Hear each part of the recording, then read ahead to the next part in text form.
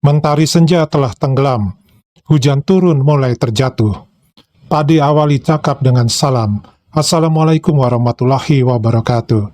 Ya teman-teman, kali ini Padi akan sajikan 4 video yang berhubungan dengan kemampuan kelautan kita di zaman Nusantara beserta kapal-kapal di zaman Nusantara yang katanya konon milik alam Melayu Malaysia. Bagaimana ceritanya video ini? Kita dengarkan sama-sama baru kita reaksi. Yuk! Tok nenek kita, leluhur kita telah belajar. Tok nenek kita ni kapalnya besar. Berpuluh-puluh, beratus-ratus kapal ada. Sehingga tadi tulis oleh dalam artikel oleh Richard. Ini satu artikel banyak lagi sebenarnya artikel dengan saya. Saya tak boleh lah tak tunjuk kat sini. Tapi bila kita sebut ya, kalau macam ni, dalam nanti ada latar tu, ada orang bagi komen tu. Khayalan, dia tak percaya orang Melayu ni hebat. Dia kata kita ni padahal ini tanah air kita. Jadi apa yang ini disebut di sini? Tok nenek kita ni kaya. Kenapa dia kaya tuan-tuan dan puan? Sebab kita ada emas. Emas kita ni dikenali sebagai bumi emas. Kita ada emas, kita ada besi, kita ada batu-batu permata, kita ada biji timah. Orang Cina bukan saja kagum melihat dong Melayu itu besar, tapi mereka telah banyak belajar daripada teknologi perkapalan Melayu. Sejarawan Cina iaitu Wan Chin telah memuji kehebatan orang Melayu yang disebutnya Kunlun tadi.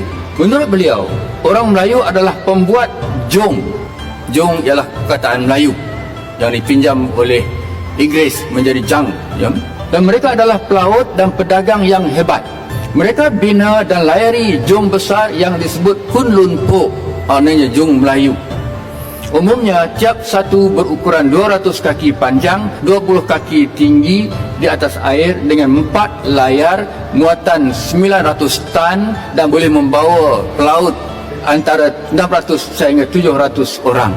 Kapal-kapal ini lebih besar daripada Menam Berahi, bahtera yang Hang Tuah gunakan ke Wijayanegara di India di bawah zaman keagungan Melaka. Kapal itu sudah besar, iaitu 180 kaki panjang, 3 layar, 100 dayung dengan 400 orang prajurit. Dan itu sebenarnya lebih kecil daripada apa yang disebut oleh Zinjin di zaman abad yang kedua dahulu. Sekarang menurut L.N. Schaeffer pula dalam bukunya Maritime Southeast Asia, ini buku baru 2015, orang Cina bukan saja kagum melihat dong Melayu itu besar, tapi mereka telah banyak belajar daripada teknologi perkapalan Melayu. Tradisi hebat Melayu Mahabangsa ini kekal hingga zaman Hang Tuah dan zaman Melaka. Menurut pengarang Portugis Tom Paris pula dalam bukunya Suma Oriental, jong Melaka di Kanton sering diarah berlabuh jauh daripada pantai. Hal ini kerana saiznya yang besar dikhawatiri membahayakan kapal-kapal Cina yang umumnya pada ketika itu lebih kecil. Jong Melaka juga, kata beliau, lebih besar daripada galeon Portugis sendiri. Itu gambarannya. Berbanding dengan galeon Portugis, juga galeon Spanish yang datang ke Filipina, jong Melaka masih lebih besar sebenarnya. Dari segi efisiensi, jong Melayu adalah lebih baik daripada mana-mana kapal yang wujud pada abad yang ke-15. Keunikan jong Melayu yang membezakan kapal-kapal lain semenjak beberapa abad sebelum Masihi sehingga Empat Mesi adalah kebolehannya meredah angin dan justru itu meneroka lautan yang luas dan dalam. Setelah melihat kehebatan jong-jong Melayu ini, bangsa-bangsa pedagang lain seperti pedagang India, Cina, Arab, malah Spanyol dan Portugis mula meniru teknologi yang dipakai oleh orang-orang Melayu. Apakah ciri fizikal jong Melayu? Teknologi unik yang membolehkan orang Melayu meredah badai ini adalah layar yang berbentuk 4 segi yang dipasang satu di depan dan satu di belakang jong atau kita panggil buritan. Layar ini dicondongkan ke bawah dan boleh pula dipusing-pusingkan ke kiri atau ke kanan. Layar istimewa ini membolehkan Jong Melayu meredah dan menentang badai dengan mudah dengan cara menghadapkannya di bahagian hadapan kepada tiupan angin secara menyerang. Layar empat segi di belakang dipusingkan untuk memerangkap angin, jadi supaya ia dapat bertiup secara terlencong ke hadapan, menolak layar-layar di tengah melawan badai. Justru Jong dapat bergerak ke hadapan secara menyerong. Dengan memanipulasikan layar empat segi secara menggilirkan pusingannya, maka Jong dapat berlayar terus menerkam, menentang tiupan angin dan badai mengikut laluan zigzag. Dengan menggunakan layar ini juga, para pelajar Melayu mempunyai banyak competitive advantage, faedah kompetitif, faedah berbanding untuk berdepan dengan pedagang lain. Mereka boleh ke China, ke India, ke Yaman, malah hingga ke Madagaskar dan Mesir pada bila-bila masa yang mereka suka tanpa menunggu tiupan angin yang sesuai. Kapal kita yang pertama, kapal orang Melayu yang pertama, setuju atau tidak, bernama Pinisi. P-I-N-I-S-I. Ini bermakna orang Phoenicia sudah berhubung dengan orang Melayu. Itu je poin yang saya nak bagi. Telah berhubung dengan orang Melayu, dan orang Melayu pandai belayar kan? Pandai tengok bintang tanpa memerlukan kompas. Mereka berdasarkan kepada percikan air dan laluan burung-burung. Dan tengok dia sudah menggunakan juga bintang. Daripada mana mereka? Daripada bangsa ini. Justru kapal kita pertama bernama Pinisi. Itu. Wallahu a'lam bishawab. Terima kasih. Ya, teman-teman. Ini adalah mengenai konsep alam Melayu.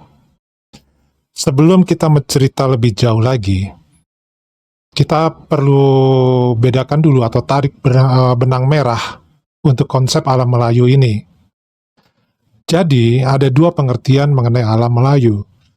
Yang pertama adalah alam Melayu di negara kita, yang telah berubah menjadi Nusantara atau Indonesia. Jadi kita menyebutnya adalah Indonesia. Sejarah yang terjadi di Nusantara itu adalah sejarahnya Indonesia. Jadi bukan sejarahnya alam Melayu. Yang kedua adalah alam Melayu versi Malaysia, yang masih beranggapan di zaman kerajaan-kerajaan, ada kerajaan Sriwijaya dan Majapahit dan kerajaan-kerajaan yang lainnya. Jadi para profesor Malaysia ini membuat semacam propaganda atau cerita-cerita palsu tentang kehebatan bangsa Melayu Malaysia dengan menggunakan sejarah alam Melayu Indonesia. Nah, ini yang patut kita luruskan. Kenapa harus diluruskan? Karena zaman ke depan, tahun-tahun ke depan, generasi-generasi muda ke depan, bahkan yang generasi sekarang di Malaysia, dengan semakin gencarnya promosi oleh profesor-profesor ini, akhirnya generasi yang sekarang lebih mengenal nantinya adalah kehebatan bangsa Melayu zaman dulu adalah berasal dari Malaysia.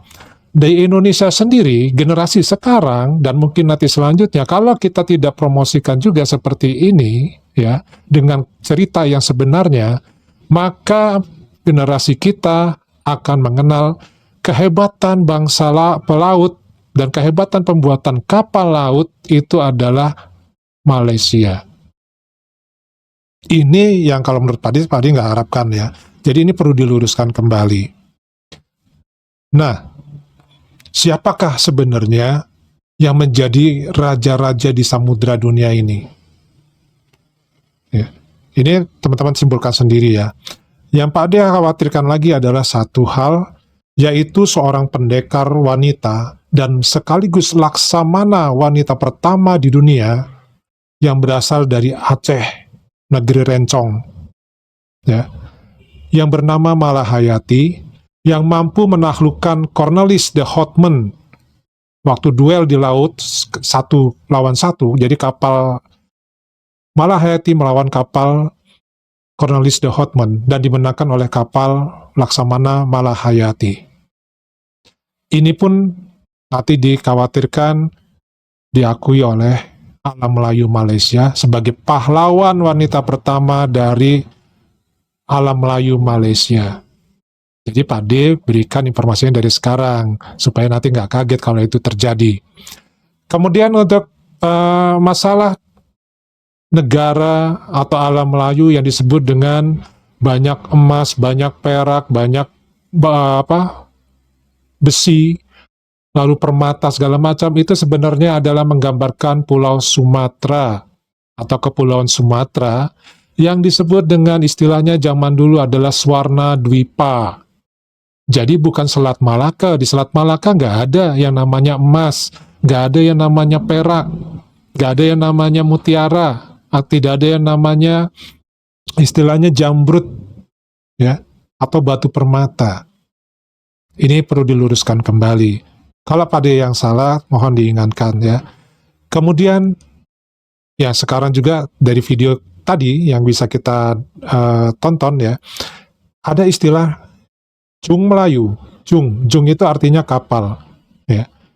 Jung Melayu yang sebenarnya adalah Jung Jawa. Dimanapun ya di catatan sejarah di dunia ini ya, catatan zaman dulu, baik itu di Afrika, sejarah di Afrika tentang kelautan dan perdagangan dunia, maupun yang di Amerika, maupun yang di Eropa dan di Asia, mereka mengenal yang namanya Jung Jawa, bukan Jung Melayu.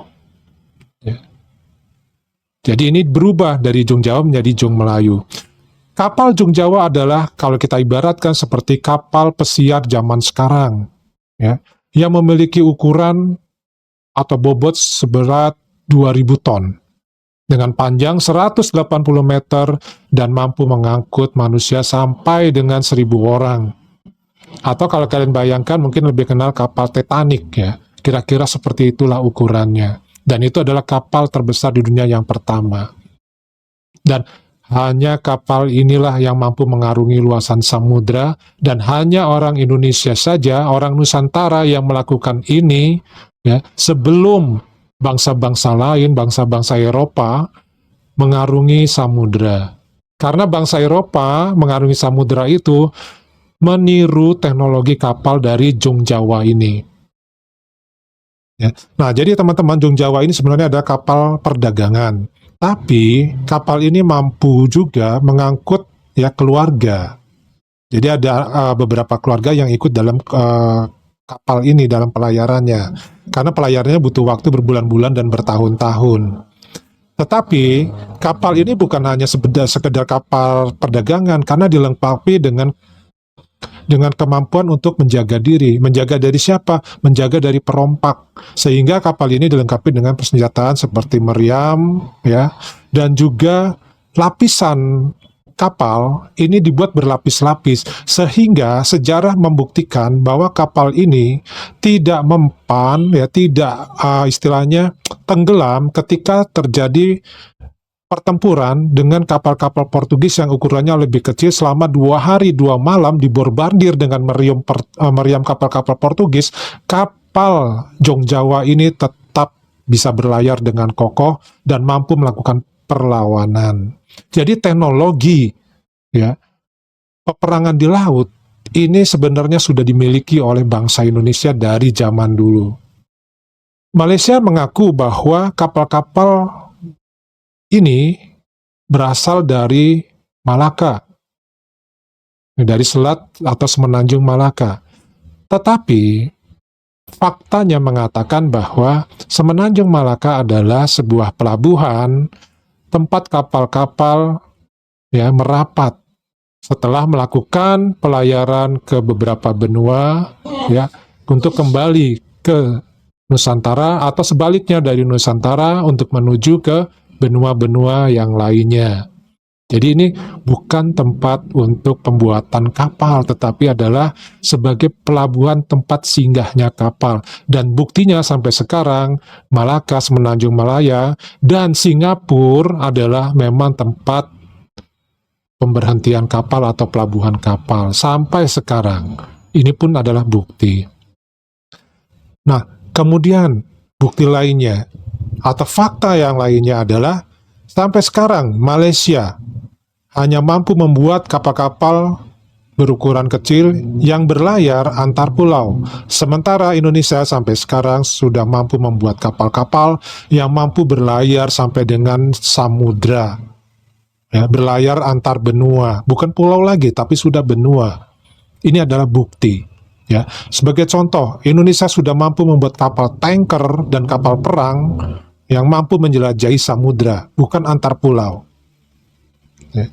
Jadi kita ya harus bisa memberikan informasi, memberikan pembelajaran kepada generasi muda Indonesia yang zaman sekarang agar ya propaganda-propaganda seperti ini yang dilakukan secara masif oleh profesor-profesor Malaysia tidak begitu terpengaruh oleh generasi-generasi muda kita. Ya. Kalau ini hilang ya, seperti halnya sekarang Jung Jawa telah hilang dari peradaban karena kita tidak merawatnya, tidak memeliharanya. Karena apa? Ada perbedaan sejarah, ada perbedaan zaman. Jung Jawa itu terjadi pada abad sekitar abad 14 dan 15 ya. Sementara kapal semakin mengecil di Indonesia ya, yaitu sekarang disebut dengan kapal pinisi atau Jung Pinisi yang dibuat ya notabene adalah dari Sulawesi Selatan ya, dari suku Bugis. Dan suku Bugis itu adanya di Kepulauan Nusantara, yang disebutnya sekarang adalah Indonesia, bukan dari alam Melayu Malaysia. Tapi dari video yang kita saksikan tadi, ya, Pinisi dikatakan sebagai kapal pertama yang ada atau dimiliki oleh alam Melayu Malaysia. Jadi ini terlihat sekali bahwa antara profesor sendiri ilmu pengetahuan tentang dunia perkapalan Nusantara ya atau alam Melayu Malaysia itu ternyata mempunyai perbedaan. Kok bisa ya? Ya nggak tahu juga. Nah, ini yang harus kita benahi, yang harus kita kobarkan semangat untuk mengenal dunia bahari Indonesia kepada generasi-generasi muda kita. Kalau teman-teman setuju, apa pendapat teman-teman? Tulis di kolom komentar. Menurut Pade cukup dulu sampai di sini ya. Tapi sebelumnya Pade coba baca sebuah lirik lagu dari ciptaan Ibu Sud, yaitu lagu Nenek Moyangku Seorang Pelaut. Mudah-mudahan teman-teman pasti ingat ya. Begini bunyi liriknya. Nenek moyangku seorang pelaut, gemar mengarung luas samudra, menerjang ombak tiada takut, menempuh badai sudah biasa. Angin bertiup layar terkembang, ombak berdebur di tepi pantai. Pemuda berani bangkit sekarang, ke laut kita beramai-ramai. Wassalamualaikum warahmatullahi wabarakatuh.